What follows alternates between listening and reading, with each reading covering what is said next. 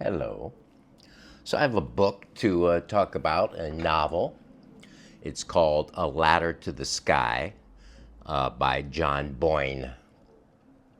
And he's an Irish writer born in 1971. So that what makes him 50 something years old. There's a kitty that's examining the camera. So we'll see what happens with that. I'm cat sitting in Brooklyn. So kitties aren't allowed to examine my camera, though. So I actually was just listening to a discussion about this writer on Blocked and Reported, and that really gives you a clue as to why I read the book, because there's a certain controversy around the writer. And you can look that up if you want. I'm not going to talk about it myself because it just complicates things with too much of a big issue. There's a kitty. Hello, kitty. So, A Ladder to the Sky by John Boyne. So I like the book. It's a book about writers. It's a book about a guy, a wannabe novelist. He wants to write and be a great novelist, but his problem is that he has no ideas about like plot.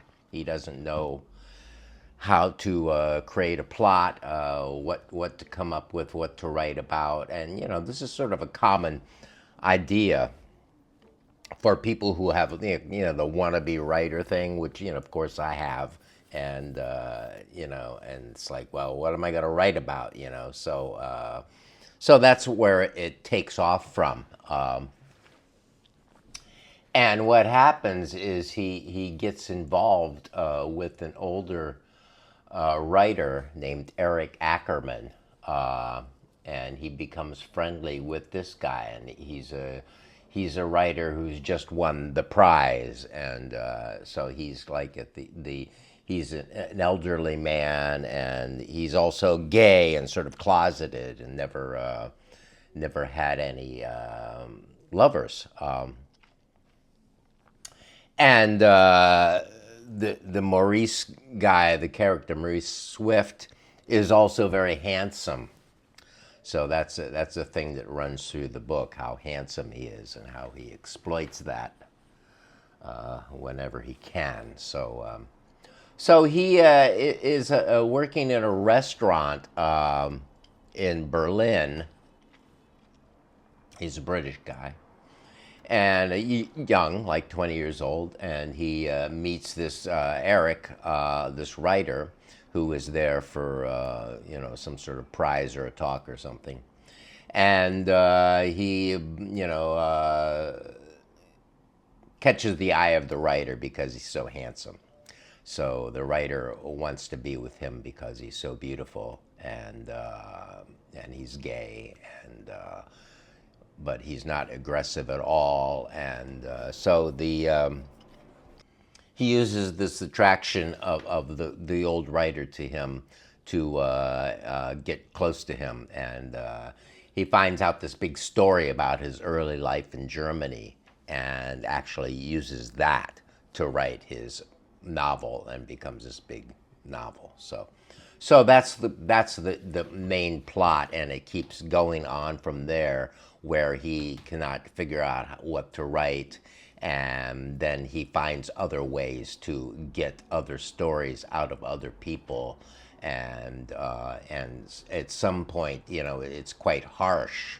It's a little lethal at some point. So I'm not going to go all into the plot here, but it goes along in sections, many chapters, and different sections and different worlds. It looks kind of thick, but it's actually the library gave me a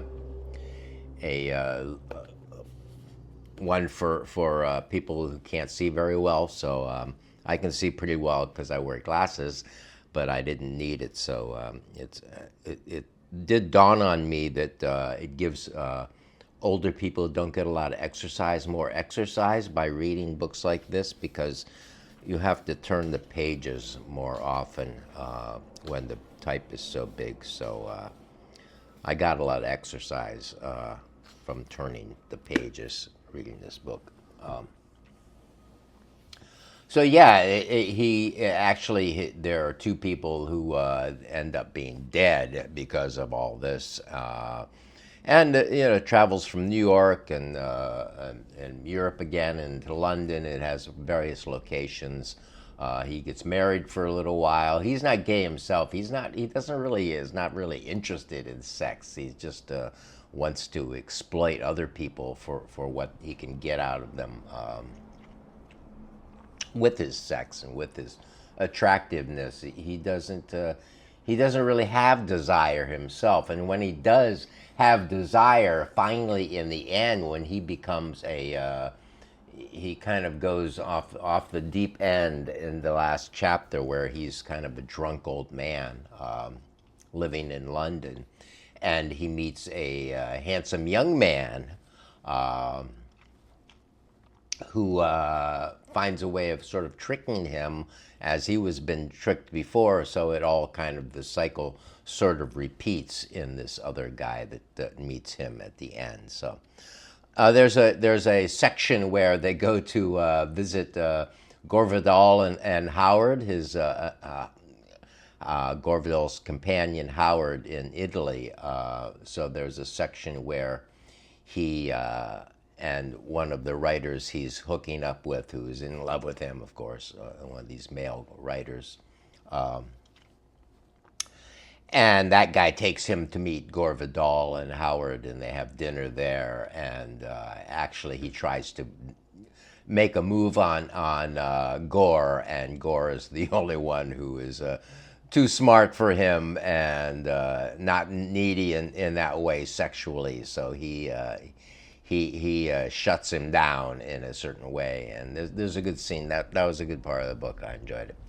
So it's a quite an interesting read, and I suggest you read it. I'm going to include a blocked and reported episode that I just listened to,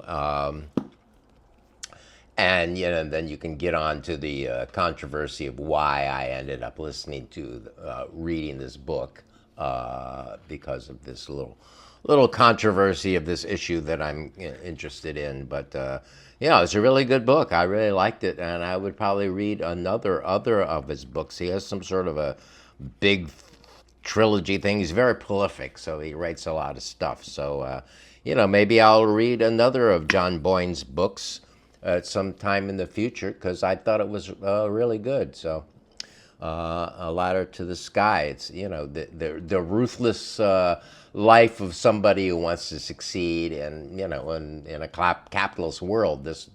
In this variation, it's the publishing variation of the capitalist world, but it's kind of all the same, as we're all competing against one another, and it all goes on and on. So there you go. Thank you for watching.